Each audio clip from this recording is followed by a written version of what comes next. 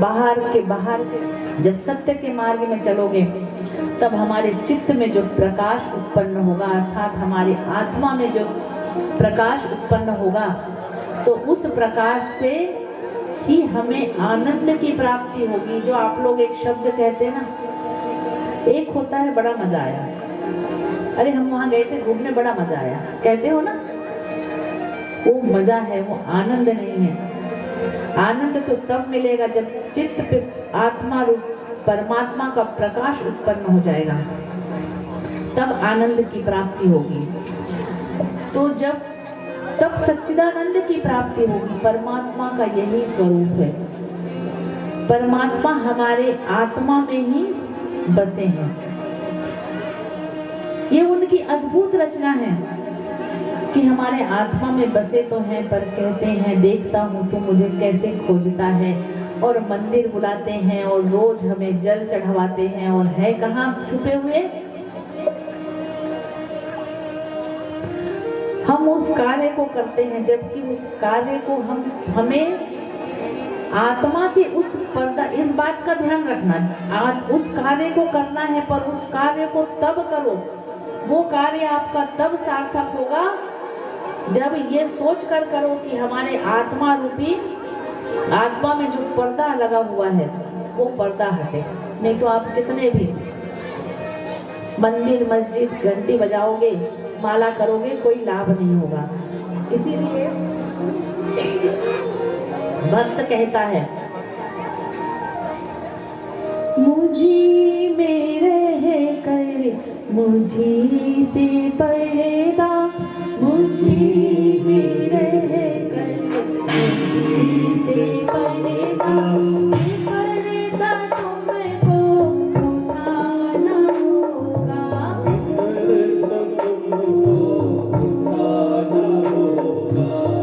कई जन्मों से बुला रही हो,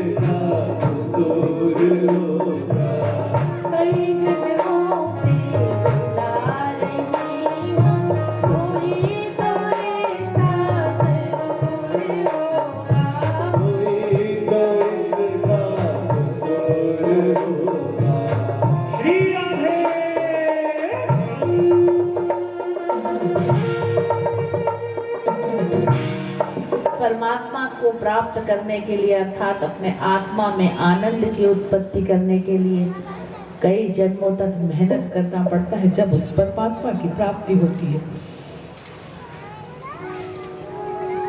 इसीलिए भक्त कहता है, तुम ही तो मेरी ही आत्मा हो, तुम ही तो मेरे परमात्मा हो, तुम ही तो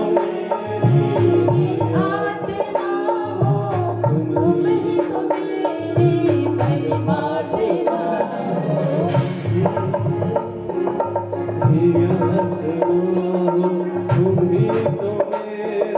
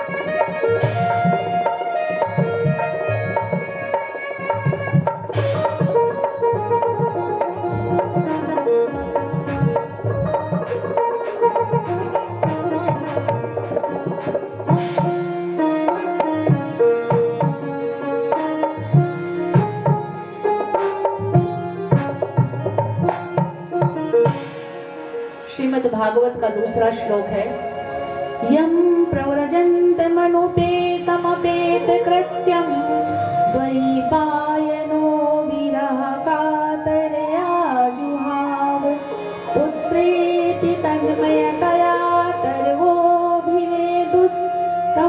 सर्वभूत हृदयं मुनिमानतोऽस्मि। श्रीमद् भागवत की कथा कौन किसको सुना रहा है? इस धरती पर किसने सुनाया किसको? कौन बताएगा? वहां से जो बताएगा उसको पुरस्कार मिलेगा।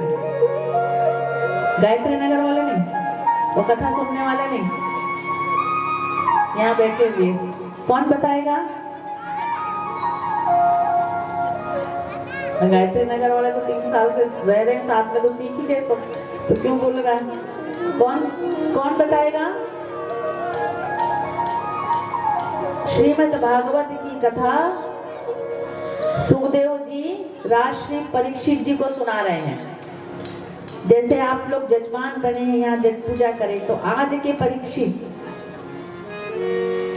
आप हो, समझे? सुखदेव मुनि राजा परीक्षित को कथा श्रवण करवा रहे हैं। सुखदेव मुनि किसके पुत्र हैं? व्यास जी के पुत्र हैं। सुखदेव मुनि का जन्म जैसे ही हुआ वैसे ही सुखदेव मुनि जन्म लेते साथ ही पहले तो 16 वर्ष में उन्होंने जन्म लिया। 16 वर्ष के थे जब अपने माँ के कोख से उन्होंने जन्म लिया, और जन्म लेते से ही वो वन में चले गए तप करने के लिए। क्या माता क्या पिता पीछे मुड़ के देखे नहीं। अब सुखदेव मुनि का जन्म कैसे हुआ वो कथा क्रम में कल के कथा क्रम में आएगा। श्रीमद् भागवत का ये दूसरा श्लोक है। तीसरा श्लोक, नैमिषारण्य का नाम सुना है आप लोगों ने? नैमिषारण्य का नाम सुना है आप लोगों ने? नैमिषारण्य क्या है? तीर्थ स्थान है जहां पर सुखदेव मुनि राजा परीक्षित को कथा सुना रहे हैं। सुखदेव मुनि जी राजा परीक्षित को कथा श्रवण करवा रहे हैं। गया है कोई नैमिषारण्य? नहीं गया है। नैमिषारण्य तीर्थ स्थान है। भगवान विष्णु जी ने उस स्थान का चयन किया था। कथा को समझोगे ना तो कथा में बहुत आनंद आएगा। थोड़ा कठिन जरूर लगेगा 2-3 दिन तक, क्योंकि जब हमें राधे राधे बोलने की आदत नहीं होती है ना, तो फिर भगवान अंदर से घुसा मारते रहते हैं। इतने जल्दी घुसाते नहीं दिमाग में, ये सोच लेना, ये गारंटी है। पूजा करने बैठेंगे तो उबासी आएगी, पूजा करने बैठेंगे तो चिड़चिड़पन आएगा। होता है ना ऐसा? ये इसलिए होता है ना क्योंकि अभी परमात्मा घुसे नहीं है अंदर राधे राधे। जब पर्दा हटाओगे ना तो फिर ऐसा लगेगा सब काम छोड़ के राधे राधे करना है। तो इसी प्रकार नैमिषारण्य में जब तप के लिए भगवान विष्णु जी ने स्थान चुना। स्थान क्यों चुना उसको कल बताएंगे, कल की कथा क्रम में कल बताएंगे। मतलब ऐसा नहीं कि मैं आज का कल बताऊंगी। कथा की एक व्यवस्थाएं हैं, नियम है, कथा कितना कितना बताना है उसकी व्यवस्थाएं रखी गई हैं। नैमिषे सूतमाशीन बभिवाद्य महामतिं कथामृत रसास्वाद कुशला शौनको ब्रवीत्। नैमिषे सूतमाशीन अभिवाद्य महामतिं, कथा सुनने में कुशल, जिनको कुशल मतलब आराम से, जैसे आप लोग कुशलता दिख रहे हैं यहाँ से, कुशलता से आप लोग बैठे हुए हो, आप लोग भी सुनने में कुशल हो। वैसे 88,000 ऋषिगण, 88,000 ऋषिगण ऐसे तपस्वी ऋषिगण थे कि जिनकी कई 5-5 हजार वर्ष की आयु और कई युग देख लिए। जैसे एक युग होता है ना, चतुर्युग, कलयुग, सतयुग, त्रेता युग, द्वापर युग। कितने युग होते हैं मालूम है आप लोगों को? कितने युग हैं? 4 युग हैं। सबसे पहले सतयुग, फिर त्रेता, फिर द्वापर, फिर कलयुग।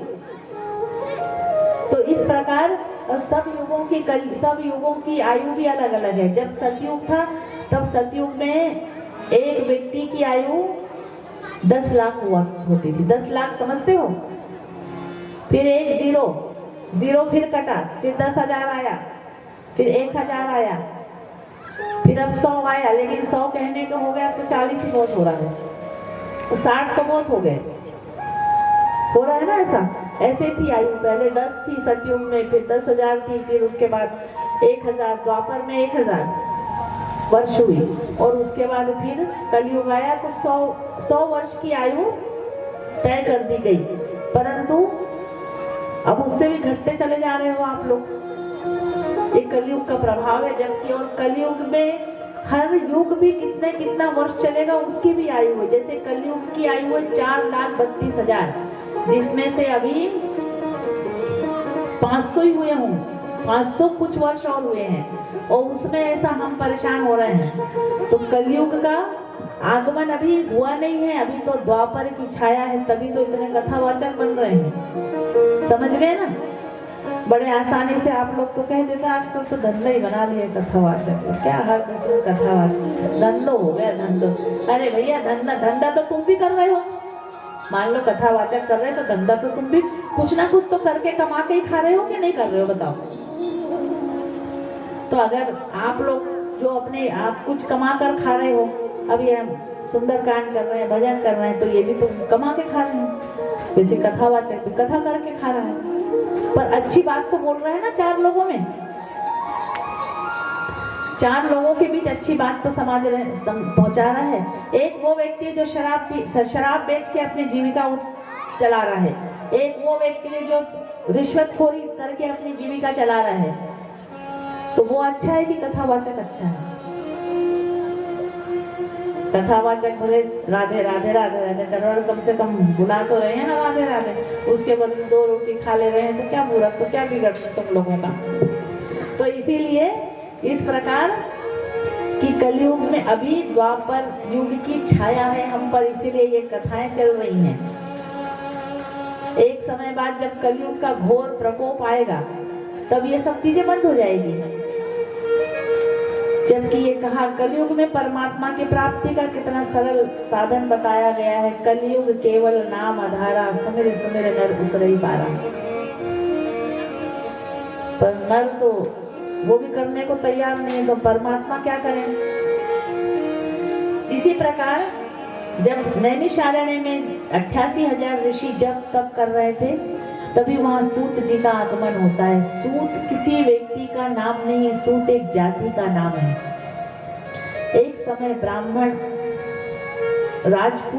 राजपूत लोग ब्राह्मण कन्याओं के साथ विवाह किया करते थे। मेरे ख्याल से ये मेरा आकलन है, मैंने इसको शास्त्र में नहीं पढ़ा, पर मैंने अपने आप में आकलन लगाया। ब्राह्मण बेचारा हमेशा गरीब रहता है, मैंने तो गरीबी देखा है, ब्राह्मण को बहुत धनवान तो देखा नहीं किसी को। तो ब्राह्मण बेचारा गरीब रहता है, तो गरीबी तो आज के कलयुग में गरीब की कन्या तो सबसे कठिन कन्या हो जाती है। कन्या हो जिसके पास और उसके पास गरीबी हो, तो ये समझ लो इससे बड़ा दुर्भाग्य कुछ नहीं है इस कलयुग में। अगर भगवान कन्या दे, भगवान अगर लड़की दे, तो उसको धन जरूर दे। मैं परमात्मा से ये निवेदन करूंगी। इसी प्रकार शायद उस समय यही कारण हुआ होगा, तभी तो ब्राह्मण की कन्याएं राजपूतों से विवाही गई, नहीं तो उच्च कुल की कन्याएं राजपूतों।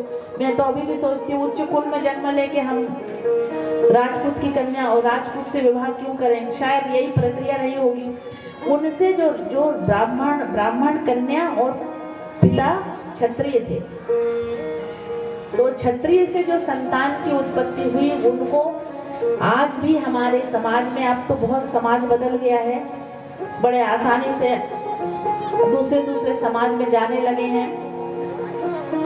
माता पिताओं से ही मैं कहूँगी, माता पिता में संस्कार जब बचपन से डालोगे नहीं, तो बड़े होकर यही होगा, बड़े होने के बाद यही होगा। कह देंगे तुमको कुछ समझ में नहीं आता, हमारी इच्छा यही है, ये आपके बच्चे कह देंगे। संस्कार तो बचपन से जो बीज डालो, जो बोओगे वही फल पाओगे। हमने बड़े अच्छे से क्रिश्चियन स्कूल में पढ़ा दिए, बड़े अच्छे नंबर लाना, नंबर पे बहुत ध्यान दिया। बच्चों की आवश्यकताओं की पूर्ति, खूब धन कमाया, बच्चों की आवश्यकताओं की पूर्ति पे ध्यान दिया, परंतु बच्चों के संस्कार पे ध्यान नहीं दिया, तो उसका नतीजा यही होगा कि बड़े होने के बाद हमारा बच्चा हमें वृद्धाश्रम में छोड़ने की तैयारी करेगा। जो बोगे वही काटोगे। एक बार एक उदाहरण देती हूँ। एक बार कुछ बच्चे ट्रेन में जा रहे थे, उनके पालक भी, माता पिता भी थे। तो वहां पे एक बच्चा ऐसा था, बाकी सब बच्चे मोबाइल देख रहे थे, वो हल्ला मचा रहे थे, लेकिन एक बच्चा ऐसा था, अगर किसी को बहुत ज्यादा जरूरी ना हो घर जाना तो थोड़ी देर बैठ जाए। मुझे नहीं लगता कि कोई बहुत बिजनेस का नुकसान हो रहा होगा घर जाकर, बड़ा व्यापार का घाटा हो जाएगा, ऐसा तो मुझे नहीं लगता। थोड़ी देर बैठ जाए, कथा में जल्दी विश्राम की ओर ले जाऊंगी।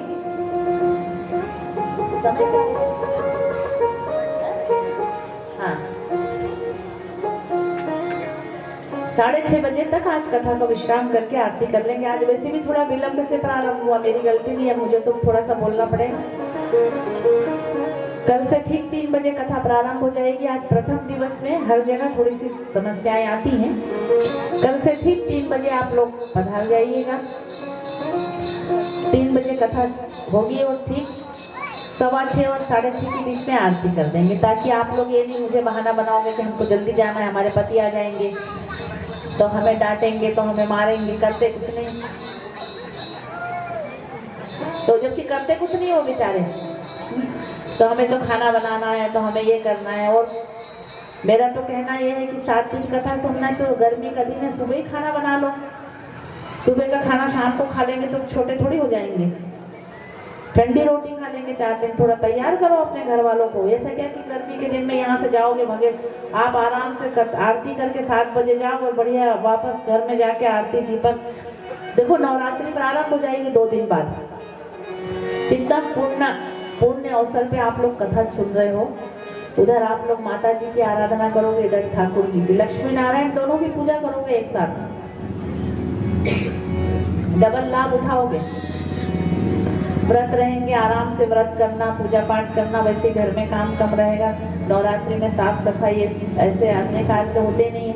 आराम से यहाँ आकर भजन कीर्तन करना, कथा श्रवण करना, घर जाना। तो थोड़ा सा अपने घर वालों को भी तैयार कर लेना इस हिसाब से।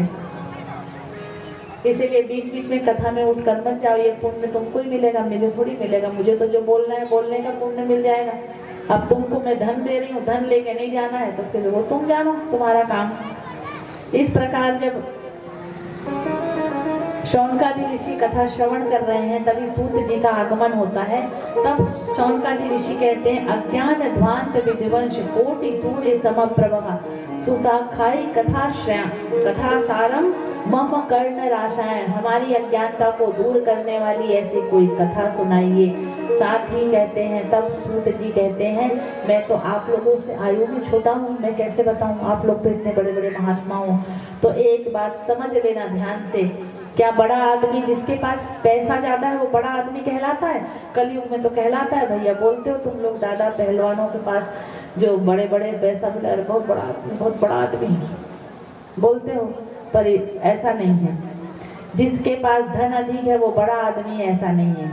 जिस जो आयु में बड़ा है तो बोले बड़ा आदमी, आयु में बड़ा है नहीं। जिसके पास ज्ञान की अधिकता है वो बड़ा आदमी कहलाता है। धन वृद्धा बल वृद्धा आयु वृद्धा तथैव च ते सर्वपि ज्ञान वृद्धश्च किंकिरा शिष्य किंकिरा। जिसके पास ज्ञान है वो बड़ा आदमी।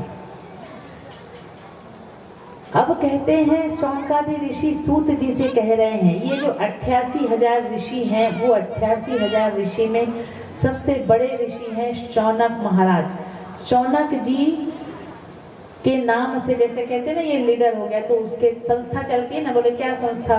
तो बोले ये संस्था, जिस जो नाम रख दिया जाए संस्था। वैसे शौनकादि ऋषि 88,000 ऋषियों को शौनक ऋषि, शौनकादि ऋषि कहा जाता है। उन्हें कहते हैं, वो कहते हैं, आज सूत जी से कह रहे हैं, श्रेयसाम यद्भवेच्छेह पावनानाम च पावनम। श्रेयसाम यद्भवेच्छेह पावनानाम च पावनम। कृष्ण प्राप्तिकरं शश्वत साधनम तद्वादाधुना। कृष्ण प्राप्ति करने का सरल साधन कृष्ण प्राप्ति करने का अर्थात परमात्मा की प्राप्ति करने का। हमें सरल साधन बताओ। मैंने सरल साधन बता दिया। मुझी मेरे कर मुझी से पर्दा, मुझी मेरे कर मुझी से पर्दा, ये पर्दा तुमको उठाना होगा। नयन मुझे बुला रही हूँ, कोई तो नाता जरूर होगा। नजरों से नजरें मिलाना पाओ, नजरों से नजरें मिलाना पाओ, मेरी नजर का कसूर होगा। बुला रही हूँ, कोई तो नाता जरूर होगा। बुला रही हूँ, कोई तो नाता जरूर होगा। कृष्ण प्राप्ति का सरल साधन यही है। चिंतामणि लोक सुखम श्रुद्रो स्वर्ग संपदम प्रयच्छति गुरु प्रीतो वैकुंठम योगी दुर्लभम। इस श्लोक का अर्थ समझो। चिंतामणि अर्थात हमें कोई ऐसी पारस मणि भी अगर मिल जाए तो वो पारस मणि मिल जाएगी, तो हमें वो पारस मणि, ये कौन कह रहा है? चौंडकादि ऋषि सूत जी से कह रहे हैं, अगर हमें पारस मणि भी मिल जाए तो पारस मणि हमारे लिए कोई काम की नहीं है। हमें क्या चाहिए? गुरु प्रीतो वैकुंठम दुर्लभम। जो दुर्लभ है, दुर्लभ क्या है? दुर्लभ है वैकुंठ धाम पहुंचना दुर्लभ है। तो हमें वैकुंठ धाम कैसे जाना है, अर्थात उस परमात्मा के पास कैसे पहुंचना है, उस तक पहुंचने के लिए हमें गुरु मिल जाए, हमें वो चाहिए। हमें ये चिंता मणि, हमें पारस मणि नहीं चाहिए, हमें तो गुरु चाहिए जो हमें मेरा तार हरि संग जोड़े, ऐसा कोई संत मिले। मेरा तार हरि संग जोड़े, ऐसा कोई संत मिले। तार हरि संग जोड़े, ऐसा कोई संत मिले।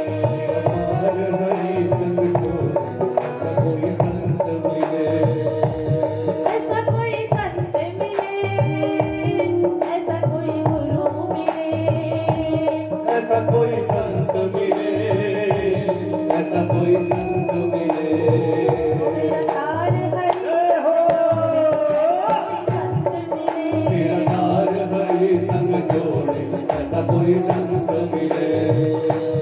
ऐसा कोई संत मिले, ऐसा कोई गुरु मिले। ऐसा कोई संत मिले, ऐसा कोई संत मिले। मेरा तार हरि संग जोड़े, ऐसा कोई संत मिले। मेरा तार हरि संग जोड़े, ऐसा कोई संत मिले। मेरा तार हरि संग जोड़े, ऐसा कोई गुरु मिले। मेरा तार हरि संग जोड़े, ऐसा कोई संत मिले। मेरा तार हरि संग जोड़े, ऐसा कोई संत मिले।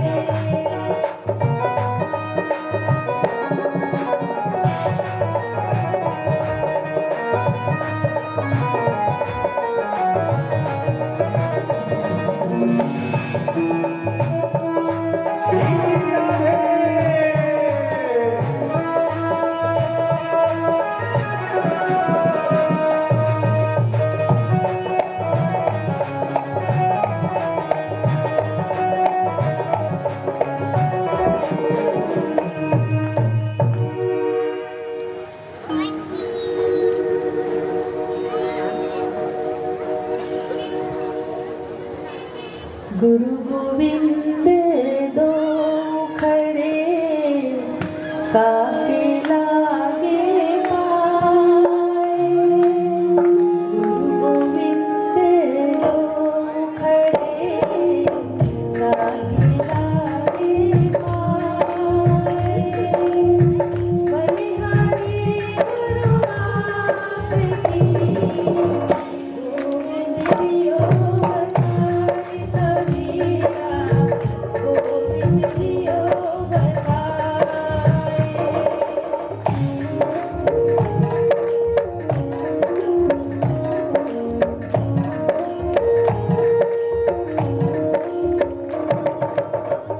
जब तक विश्व की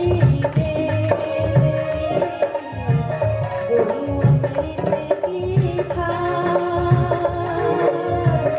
जब तक विश्व की गुरु अमृत की शीश दियो जब गुरु मिले,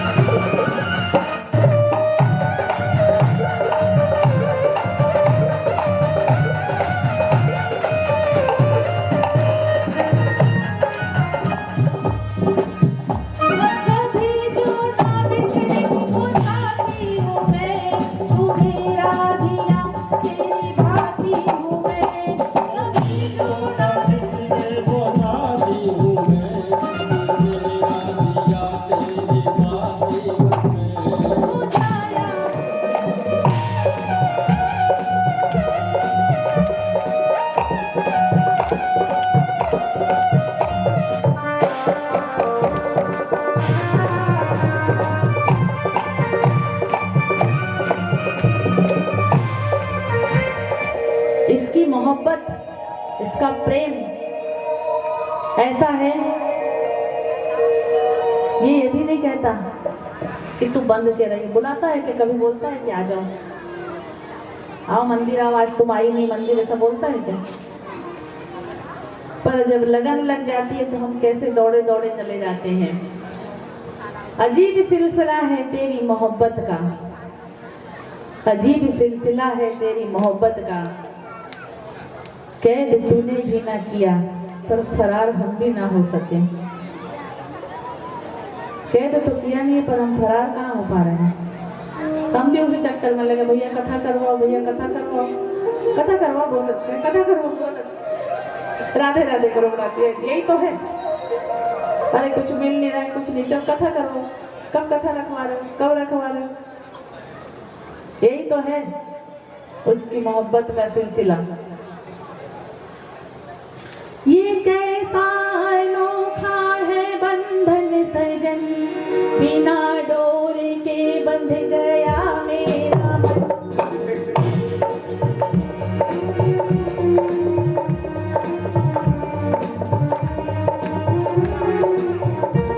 ये कैसा अनोखा है बंधन सजन, बिना डोर के बंध गया मेरा मन।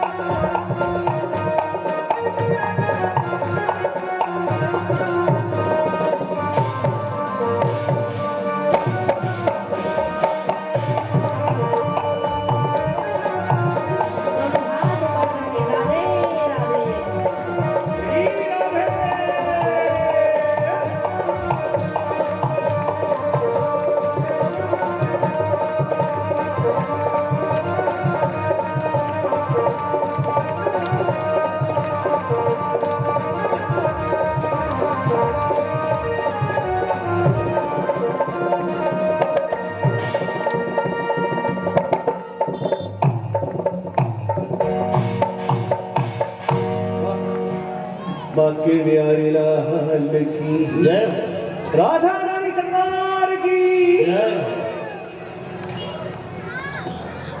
कथाक्रम में प्रवेश करें। काल व्याल मुख ग्रास त्राश निर्णाश तवे श्रीमद् भागवतम शास्त्रम कलौ किरेण भाषितम। इस श्लोक का अर्थ समझो। काल व्याल हमारे सिर पर हर क्षण प्रतिपल काल मंडरा रहा है। ये बात आप लोग ही करते हो, मुझे बताने की आवश्यकता नहीं। अरे काल कभी भी मंडराता रहता है। ये काल से छुटकारा कैसे मिलता है, काल से रक्षा कौन करता है? श्रीमद् भागवत शास्त्रम कलौ किरेण भाषितम। जब श्रीमद् भागवत कथा का श्रवण किया जाता है तब इस काल से, काल रूपी काल व्याल मुख ग्रास, काल रूपी सर्प के मुख का ग्रास हर क्षण प्रतिपल मनुष्य बना हुआ है। ऐसा काल रूपी सर्प है बिल्कुल। और आप यहाँ खड़े हो, जब कभी भी उसको मौका मिलेगा बंद मुंह आप अंदर उसके सर्प के पेट के अंदर। पर इससे कब हम बचेंगे? जब हम राधे राधे करेंगे। इतना ही समझो। कब बचेंगे? जब राधे राधे करेंगे। पर ये तब कब संभव है? एतस्माद् परम किंचिन मना शुद्धेन विद्यते जन्मांतरे भवेत् पुण्यम तदा भागवतम लभेत्। जब जन्मों के पुण्यों का उदय होता है तब यह अवसर आता है। अब सुनो, आगे कथाक्रम है। सप्ताह श्रवण की विधि जो बताई थी वो सनकादि ऋषि, सनकादि 4 ऋषि, सनक सनंदन सनातन सनत कुमार 4 ऋषि हैं जो ब्रह्मा जी के प्रथम मानसिक संतान है। उन्होंने नारद जी को सुनाई थी। भक्ति महारानी की कथा आती है। भक्ति महारानी कौन है? आप सब भक्ति महारानी हो, है ना? भक्ति महारानी की क्या दशा है? एक दिन नारद जी जल्दी जल्दी जा रहे थे, देखा तो एक सुंदर से स्त्री और एक सुंदर से स्त्री बैठी हुई है, उसके आसपास और बहुत सारी स्त्रियां बैठी हुई हैं। तो तभी जो है नारद जी ने सोचा मैं जाकर देखूं वहाँ क्या हो हल्ला हो रहा है। फिर गए तो सोचे अभी यहाँ सब माताएं महिलाएं माताएं, तो वहाँ वैसे भाई लोग नहीं जाते हैं। वापस आने लगे। जैसे ही वापस आने लगे तब उन्होंने उस जो सुंदर सी नारी थी उसने तुरंत आवाज दिया, नारद जी को रोका और नारद जी को रोककर कहा कि भो साधु क्षणम तिष्ठ मत चिंतामपि नाशाय, मेरी चिंता दूर करो। नारद जी ने कहा कि आपकी क्या चिंता है? तो कहती है कि मैं युवा हूँ और ये मेरे बोले, और ये तो उस स्त्री के गोद में 2 वृद्ध पुरुष लेते हुए। नारद जी को बड़ा आश्चर्य हो, बोले ये दोनों कौन है? तो कहती है कि ये दोनों मेरे पुत्र हैं। कलयुग का घोर प्रभाव देखो। बोले दोनों मेरे पुत्र हैं जो जर्जर अवस्था में पड़े हुए हैं, बूढ़े, माता जवान है और पुत्र बुढ़े, वृद्ध को। बोले मुझे बड़ी पीड़ा है इस बात। नारद जी कहते हैं कि मैं क्या करूं, मैं बड़ा विचलित हो गया उस बात को। मैंने कई सत्कर्म करे, परमात्मा को कई गीता के श्लोक बताए सुनाए, दोनों भक्ति महारानी के दोनों पुत्रों के कर्णों में, पर कुछ नहीं हुआ। इसका उपाय आप लोग बताइए। नारद जी किससे पूछ रहे? सनकादि ऋषि। नारद जी इधर सनकादि ऋषियों को कहते हैं क्या करूं, अहम तो पृथ्वी यात्वा, मैं पृथ्वी को सर्वोत्तम लोक मानकर पृथ्वी पर गया। पुष्कर, कई तीर्थ स्थानों पर गए, काशी, पुष्कर, प्रयाग, गोदावरी, कुरुक्षेत्र, हरिक्षेत्रम, सेतुबंधनम, सब जगह सब तीर्थ स्थान पर गए। लेकिन तीर्थ स्थान पर जाकर मैंने देखा कलयुग में तीर्थों में भी घोर पाप हो रहा है। एक बात आप लोग ध्यान से सुन लो भक्तों,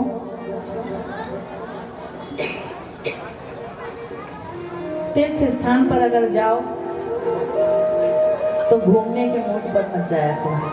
बोलते हैं ना हम आउटिंग करने जा रहे हैं, घूमने जा रहे हैं तीर्थ स्थान पर।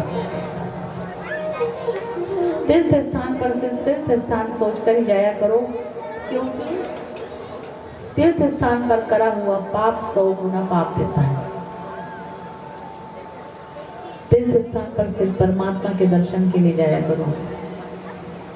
वही नारद जी कह रहे हैं तीर्थों पर पाप बढ़ गया है, लोग धन का संग्रह करने और स्त्री के संग्रह करने में विशेष रुचि रख रहे हैं। इस प्रकार पृथ्वी पर पाप बढ़ रहा है। इधर भक्ति महारानी परेशान है, भक्ति महारानी को के दोनों पुत्र जर्जर अवस्था में पड़े हैं, क्या करूं? सनकादि ऋषि कहते हैं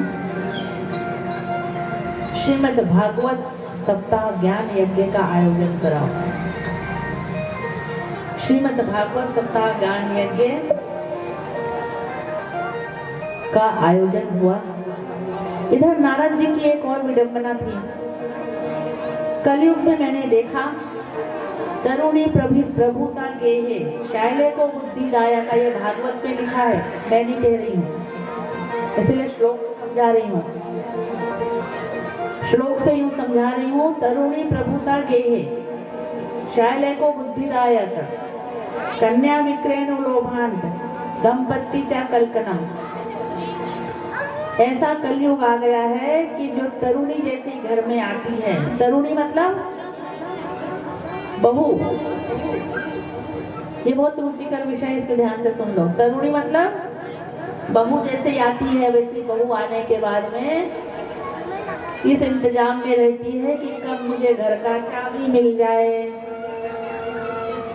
रात को अपने पति से कहती है कि सुबह अपनी मम्मी को समझा देना कि चाबी मुझे दे दे। थोड़े दिन बाद समझाती कि अपनी मम्मी को समझा देना कि वृद्धाश्रम छोड़ के आ जाओ, चले जाए, बहुत हो गया यहाँ। तरुणी प्रवीता गए है और पति देव महाराज, आप लोग तो वैसे नहीं होंगे, मुझे ऐसा विश्वास है, पर कलयुग में भागवत जो कह रही है कलयुग में वो आप लोगों को बताती हूँ। शायद को बुद्धिदायका अर्थात साला सलाहकार माना जाता है। आप लोग तो नहीं करवाती ना ऐसा, आप लोग तो नहीं कर रहे हो ऐसा। साला तो दिमाग नहीं दे रहा आप लोगों को। आजकल घर सिर्फ इसलिए बिगड़ रहे हैं क्योंकि साले के दिमाग से चल रहे हो। जो साला कहते हैं वो सरो कर। ये भागवत में लिखा है, कलयुग में ये होगा। कन्या विक्रेणु लोभांत, कन्या बेची जाएंगी, ये भागवत में लिखा है। बेची जाने का तात्पर्य ये है, ये मैंने तात्पर्य लगाया है, ये तात्पर्य ये है जैसे आजकल लड़के वाले डरते हैं, शादी करने जाते तो लड़का बेचारा गर्दन नीचे करके बैठा रहता है, वो लड़की ठाट बाट से शान से आके बैठती है। वो लड़की की माँ भी ऐसे अकड़ के बैठी रहती, लड़का का माँ चुप, लड़के की माँ बेचारा चुपचाप बैठी रहती, कैसे तो बहू तो आए, बहू तो मिले। ये दुर्दशा हो गई है समाज की, विडंबना। गलत बोल रही हूँ मैं? पहले क्या होता था, लड़की नजर नीची करके आती थी, चाय की ट्रे भी कांपती थी, इतना डरती थी दुनिया से। और आजकल लड़की बिल्कुल आती है अप टू डेट। हाँ बताओ कितना कमाते हो? इतना ही पैकेज है? नहीं चलेगा, जाओ। लड़का कहता है कोई तो देवी मान जाए तो बहू आ जाए घर में। पर अब ये समाज इसलिए बिगड़ रहा है क्योंकि हमने संस्कारों का अभाव हमारे यहाँ हो गया है, इसीलिए। अब इसी को कहेंगे कन्या विक्रेणु। फिर हम लड़की की माँ बैठती है शान से, देखो भाई हमारी लड़की को हमने इतने लाड से पाला, भले रोज जूते मारते हो, लेकिन उस दिन जरूर घर में आग लगाने के लिए उस दिन बोल देंगे कि अरे हमने हमारी लड़की को ऐसी नाजों से पाला है, हमारी लड़की को कांटा नहीं चुभने दिया, जबकि रोज कांटा चुभा रहे हैं। बड़े स्टाइल से बोलेंगे। क्यों? क्योंकि अब तो कन्या विक्रेणु, कन्या बेचने के लिए तैयार हो गए तो बोलेंगे। तो इस प्रकार हमारी लड़की सुबह 9 बजे सो के उठती, देखो सुबह उससे उठा नहीं जाता, उसके माथा दुखे, सुबह उठे तो नहीं, माथा भारी दुखे, है ना? ठीक है। फिर हमारी लड़की कब, आपके घर में बाई है कि नहीं, पूछेंगे आप काम वाली सब रख रखी कि नहीं। भले यहाँ लड़की से रोज बर्तन घिसवा रहे हैं, पर वहाँ के लिए शर्त रखेंगे कि बाई तो होनी चाहिए। यही है कलयुग का आगमन। कन्या बेची जाएंगी, ये भागवत में लिखा है। इसलिए अभी आप लोग भागवत सुन रहे हो ना, तो अब आप लोग अगर जो ये कर रहे हो, साला सलाहकार, साले को सलाहकार मत बनाओ। माताएं जो भी कन्या, जब लड़कियों को संस्कार दो, ये भागवत कह रही है, मैं नहीं कह रही हूँ, भागवत बता रही है। ये कलयुग का आगमन। तो जब हम सत्संग में आ रहे हैं तो कलयुग के आगमन को तो रोक लगाएंगे ना, इसीलिए सत्संग कर रहे हैं हम। जो नहीं आ रहे हैं उनको करने दो। इसी प्रकार भक्ति महारानी के कष्ट का निवारण हुआ, और कष्ट के निवारण के जब श्रीमद् भागवत कथा, सबसे पहले श्रीमद् भागवत की कथा, इस लाइन को ध्यान से सुनना। श्रीमद् भागवत की सबसे पहली कथा इस पृथ्वी लोक पर सनकादि ऋषियों ने नारद जी को सुनाया था। नारद जी जजमान बने थे और 4 व्यास जी थे, सनत, सनंदन, सनातन, सनत कुमार, ब्रह्मा जी के पुत्र, जिन्होंने नारद जी को व्यासपीठ, जो व्यासपीठ पे बैठे, सनकादि और नारद जी को कथा सुनाई। और कहाँ सुनाई कथा? हरिद्वार में कथा सुनाई। हमारी भी बहुत बार इच्छा हुई हम हरिद्वार ले जाकर कथा करवाएं, पर आजकल के भक्त ऐसे हो गए हैं कि हरिद्वार जाने के लिए कम से कम 3 महीने 4 महीने पहले से टिकट करवाना पड़ता है। वो मुझसे ही कह देते, दीदी आप टिकट करवा लो और जब चलना होगा तो हम चले जाएंगे। अब दीदी तो टिकट भी करवा ले, वो भी कह रहे थे दीदी करवा ले, पर भैया जब करवा ले दीदी, मालूम पड़ा 1-2 लाख रुपए का टिकट एडवांस में, क्योंकि 3-4 महीने पहले। अभी अगर हम जाना चाहें तो अब कम से कम 4 महीने तक सीट नहीं मिलेगी, रिजर्वेशन नहीं मिलेगा। और अगर दीदी करवा ले 1-1.5 लाख रुपए खर्च कर दे और बाद में तुमने हाथ हिला दिया तो दीदी एक तो निःशुल्क कथा करे और फिर टिकट अलग करवा के लेकर जाए। हरिद्वार में सबसे पहली कथा हुई थी, नारद जी ने सुनी थी, सनकादि ऋषियों ने आनंद तट पर। इसके बाद भक्ति महारानी के अंग पुष्ट हो जाते हैं और उनके जो जर्जर अवस्था में जो उनके पुत्र पड़े हैं, वो पुत्र भी जो उनके जवान हो जाते हैं, युवा हो जाते हैं। इसका तात्पर्य ये है कि जब भक्ति करोगे तो हमेशा जवान रहोगे। जवान का मतलब ये नहीं कि मैं बोल दूं कि भक्ति कर रहे हो तो अब झुर्रियां नहीं पड़ेंगी। जवान का मतलब मन से तंदुरुस्त रहोगे, मन से प्रफुल्लित रहोगे। जब मन से तंदुरुस्त रहोगे और मन से प्रफुल्लित रहोगे, इसी तो कहते हैं जवान होगा। आजकल तो जवान बच्चे डिप्रेशन में आ गए हैं, तो वो जवान है। जरा सी बात पे नाराज हो, जरा सी बात पे डिप्रेशन का सामना कर रहे हैं, नींद की गोलियां खा रहे हैं, फांसी लगा रहे हैं, आत्महत्या कर रहे हैं, तो वो जवानों के लक्षण है।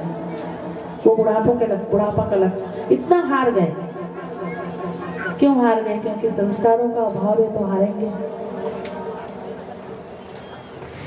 एक उदाहरण में दे रही थी, संस्कार के ऊपर से मुझे याद आया, ध्यान से सुनो। ट्रेन में कुछ बच्चे जा रहे थे, सब अपनी अपनी मनमानी कर रहे थे। एक बच्चा था जो लगातार ध्यान से पुस्तक पढ़ रहा था, तो जो बाकी माताएं थी ना, अब उनके बच्चे मोबाइल खेले। बच्चे तो आजकल ऐसे हो गए कि एक सा छोटा सा बच्चा, उसको आप लोग अनुभव है और आप लोग भी, इस पे गलती इनकी नहीं है, गलती आपकी है। ये बताना चाह रही हूँ मैं। ये छोटा सा बच्चा है ना, अभी ये बच्चा जो है, अभी इसको जैसे रोता रहेगा, जैसे अभी मोबाइल दोगे तो बड़े ध्यान से देखेगा। और जो बच्चा स्कूल जाना नहीं चालू करता है, बच्चा मोबाइल की उंगलियां ऐसी चलती हैं कि इतनी, अभी हमको बरसों से मोबाइल चला रहे हैं लेकिन मोबाइल चलाना नहीं आया। छोटा 3rd-4th के बच्चे को मेरे छोटे भतीजा भतीजे को सब सिस्टम समझती हूँ उनसे। क्यों? उनको आदत हो गई उस चीज की। कुछ चीजों का प्रभाव अच्छा है तो उसका कुप्रभाव भी तो हो रहा है।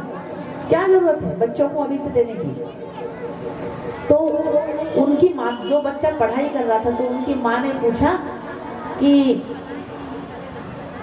आपने अपने बच्चे को कैसे समझाया कि ये बच्चा लगातार पढ़ाई कर रहा है? तो हमारे बच्चे तो हमारी बात मानते ही नहीं है। तो उसकी माँ ने क्या जवाब दिया, सुनना बहुत ध्यान से।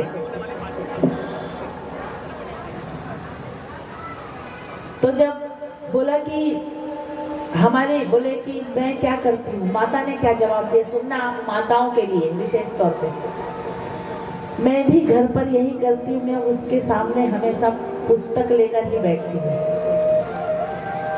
जो आप करोगे, जो बच्चा देखेगा वही। अब आजकल तो माताएं ज्यादा फेसबुक और व्हाट्सएप और वो चलाने में माँ ही व्यस्त है, बच्चे तो होंगे व्यस्त। गलती उनकी थोड़ी है, गलती हमारी है। बच्चों का पालन पोषण करना एक बहुत बड़ी कला है, इस बात को ध्यान से सुनो। बच्चा आपका है ये मानती हूँ मैं, पर आपका बच्चा कल का इस समाज का भविष्य बनने वाला है। इसीलिए सबकी का ये दायित्व है कि हम हमारे बच्चे का पालन पोषण अच्छे से करें, संस्कारवान बनाएं। देखो, जब बच्चा छोटा है तो वो किसी खिलौने के लिए अगर रोता है तो आप उसे खिलौने के लिए रोने दो। आप उसे खिलौना नहीं लाके दोगे तो वो सिर्फ थोड़े समय के लिए रोएगा और चुप हो जाएगा। परंतु अगर आपने अपने बच्चों को संस्कार नहीं दिया तो वो बच्चा भी जीवन भर रोएगा और आप भी जीवन भर रोओगे। ये है संस्कार की कहानी। तो इस प्रकार जैसा आप करोगे वैसे ही आपका बच्चा सीखेगा। तो इस प्रकार भक्ति महारानी के मन जैसे उन्होंने श्रीमद् भागवत कथा का श्रवण किया, उनके अंग पुष्ट हो गए, उनके पुत्र युवा हो गए और भक्ति महारानी प्रसन्न होकर नृत्य करने लगी। वहां पे उनके ठाकुर जी, नारद जी ने एक बार भगवान से पूछा, तुम कहाँ मिलोगे कलयुग में? जो संत खूब घोर वन में तप करेगा वहां मिलोगे? भगवान ने कहा नहीं। तो फिर कहाँ मिलोगे? जो बहुत पैसे से बड़ा तुम्हारा भव्य आयोजन करवाएगा वहां मिलोगे? भगवान ने कहा नहीं। तो फिर कहाँ मिलोगे? भगवान ने कहा मैं जहां कीर्तन होगा, जहां जहां कीर्तन होगा वहां वहां मैं मिलूंगा।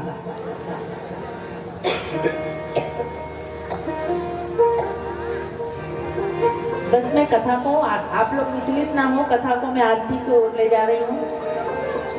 10 मिनट का समय और दो, फिर आरती कर लेंगे। 10 मिनट का समय तो दोगे ना कि नहीं दोगे?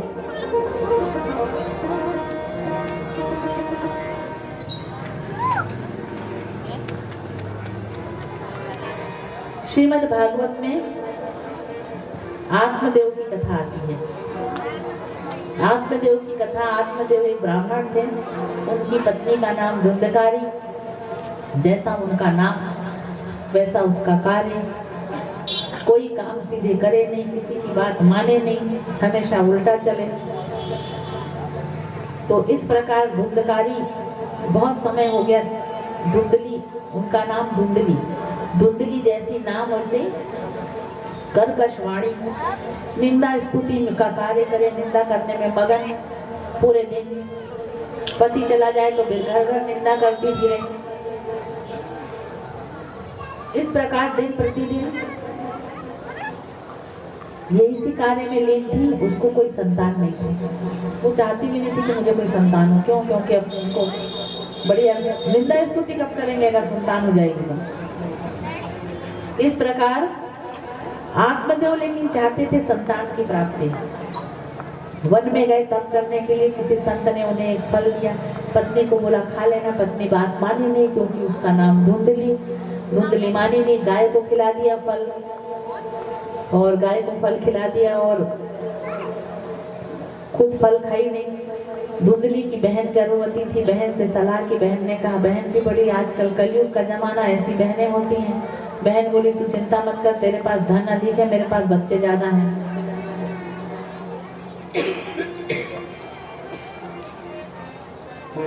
एक बच्चा दे दूंगी तुझे, बोल देना अपने पति को मैं गर्भवती। अब कल से तू ढोंग धतूरा चालू कर दे कि मैंने गर्भ धारण कर लिया और ये जो फल है गाय को खिला दे। संत महात्माओं की परीक्षा पहले से अभी कोई नया नहीं कर रहे हो आप लोग, पहले से ही हो रहा। मतलब संत की, बाबा जी की परीक्षा भी हो जाएगी, बाबा जी सच्चे भी थे कि नहीं। तो इस प्रकार परीक्षा ले ली, गाय को खिला दिया। इधर जब 9 महीने पूर्ण हुए, झूठ बोल दिया, बहन के बच्चे को उठा लाई, झूठ बोल दिया कि ये संतान तुम्हारा है, परंतु इसका नाम मैं रखूंगी। नाम रखा धुंधली, तो अपने पुत्र का नाम रख दिया धुंधकारी। उधर तुम्हारी गाय को जो फल खिलाया था उसका नाम, उस बच्चे का नाम क्या रखा गया? गोकर्ण। जिसका शरीर तो मनुष्य जैसे था और कान गाय जैसे थे, उसका नाम रखा गया गोकर्ण। जैसे संतान, जैसा बीज बोओगे वैसा ही फल पाओगे। गोकर्ण महाराज जो है, अब जो धुंधकारी है वो अत्याचारी, पापी, छल, कपट, जुआ, सट्टा, जितने कुकर्म होते हैं समाज में सब करता है, और गोकर्ण जो है राधे राधे करते। इस प्रकार आत्मदेव एक दिन अपने पिता को मारना, पिता से सारा धन हड़पना, एक दिन जो है आत्मदेव जी को गोकर्ण जी ने सलाह दिया, पिताजी ये क्या आप मेरा मेरा करने में लगे हो? मेरा पुत्र, मेरा पुत्र, मेरा पुत्र, ऐसा इससे तो आप जाओ वन में, इस शरीर का भान छोड़ो, वन में जाके तप करो और परमात्मा की प्राप्ति करो। इसी प्रकार जो है आत्मदेव को ज्ञान की प्राप्ति हुई। गोकर्ण जो है